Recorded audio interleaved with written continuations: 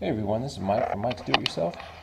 Today I want to go over a few things I recently did a 2000 Toyota 4Runner rack and pinion bushing replacement, and I want to show you the old ones that came out. You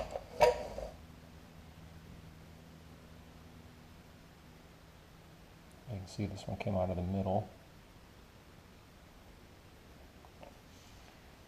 This one came out of the driver's side, and as you can see, it's just rubber with the metal tube insert. And then the one on the right side, and then this piece was just left over from the new kit.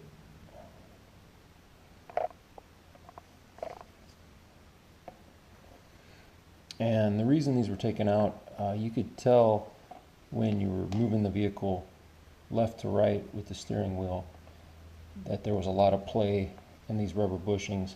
Now what they did for replacement, they have a hard plastic sleeve, or a hard carbon or hard plastic sleeve, I guess is what you'd call it, that goes on the one side, and then it goes over the other side, and then it has the metal tube in the center. And that was for this one, for the center replacement, and then this one just came with a new rubber, piece just like this one. But let me show you a few things on installation, on things that I came up with and that may have been issues for me, and so maybe this will help you get yours installed. So the first thing I ended up doing was taking off the rock guard, and that makes it real helpful to where you're able to access all the bolts that you need to get to. And after that, I went ahead and took these off one by one. This one was a 17 or 19 millimeter, I'm not sure. And then the same for up top here. So this comes off fairly quickly.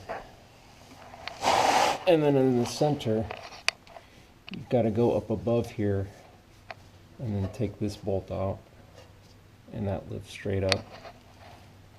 And then on the left side, I went ahead and took this nut off right here, and it comes off fairly easy. And I didn't have to take off any tubing, so all the tubing stayed on, but I ended up taking off where the steering goes to the tires. I went ahead and disconnected here, and then on the other side I disconnected also. I just took the cotter pin out, the castle nut off, and then used just a soft mallet and then some penetrating spray to get down in there and knock the ball stud down. And I did that on both sides to get that off. And one thing I had to do also, I had to disconnect, you could see it up there, the steering that goes up to the steering wheel. I went ahead and loosened all the nuts, and then took the two bolts out here, and then took the two nuts off that correspond with the other side, and that way it was able to separate. And so once I finished that, I did have to disconnect, go up a little bit farther.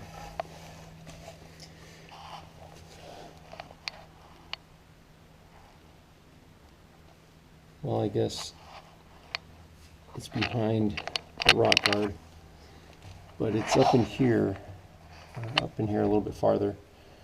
There is a bolt up in there that you need to get to, and that will enable the hoses or the metal lines to move a little bit forward, or backward I should say. And so once you get that disconnected, you're able to move the whole steering rack to the rear of the vehicle. You know, once, and this bolt pushes out too once you get this nut off. So once you get that done, I did take a spark plug socket and hit it with a hammer in the middle, in the center here, to get this bushing out. I hit it in the center of, you know, once this comes out, straight up the center hole there, and I got that bushing out. And then of course this bushing comes off once this is removed here. Okay, the bushings did take some work to get into the holes. They were really difficult to push in there. I hit the metal sleeve with a hammer in the center one just to get it pushed in. The one on the left wasn't as bad to do. It was more of a matter of just sliding the two sleeves, you know, one on one side, one on the other, and then the metal, the plastic sleeves, and then the metal sleeve just went into the center. So this one, the left side, was pretty easy. Now I did have issues with getting the center bolt started, so that took a little bit just to get it lined up right and then pushed into that metal, the threads down at the bottom. So that may take a little while. And then once I got that done, over on this side here, you'll want to make sure that this bolt lines up with that hole and that you can get that bolt started first before you start tightening this down. And I made that mistake. So just make sure you can get this bolt started up here before you start tightening up the nut down here. And then once you get those back on, you can go ahead and tighten these up. These were tightened to 52 inch or 52 foot-pounds, and then, you know, adjust it a little bit to where you can fit the cotter pin in. And then this one was to 151, I believe, foot-pounds, and then this one in the center was the same. And then the one nut and bolt over here were to 121 or 123 foot-pounds.